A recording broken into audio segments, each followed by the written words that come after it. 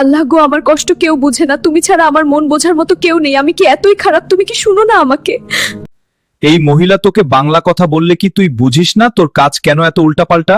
কতবার বলেছি আমার কথার বাহিরে কিছু করবি না। আমার পাঞ্জাবিতে কেন নোংরা রইলো? আর হবে না, আজকের মতো মাফ করে দেন। আর হবে না মানে? এভাবে তো কতবার বলেছিস, তাও কেন এত ভুল হয়? সোনা, তুমি এমন জ্বালিও না, এক জায়গাতে দাঁড়াও। ছাড়ো আমাকে, তোমার এত বড় সাহস, তুমি আমাকে ধরেছো। দাঁড়াও, আজ বাবার কাছে বিচার দিব তোমার নামে।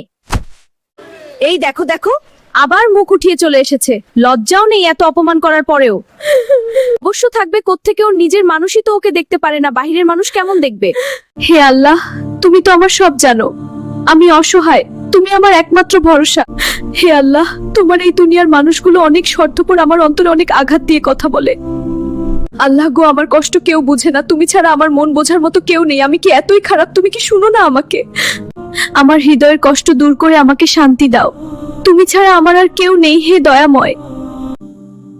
ঠিক তখনই ওপর থেকে ফাতেমা এক গায়েবী শব্দ শুনতে পায়। হে আমার বান্দা, তুমি আমাকে ডাকলে আমি শুনি। তুমি যখন আমার কাছে চাও আমি দিই।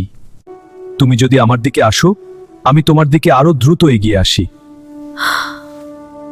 হে আমার বান্দা, তুমি আমার সম্পর্কে যেমন ধারণা করবে আমি তোমার সাথে তেমনি হব।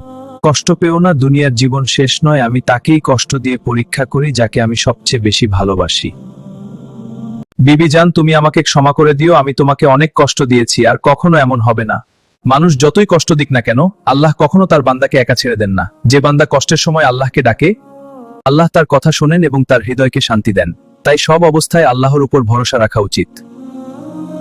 আল্লাহর রহমতে আমরা এত সুখে আছি। হ্যাঁ সত্যি, আমারও ভালো লাগছে। ভিডিও ভালো লাগলে অবশ্যই ফলো করে দেবেন।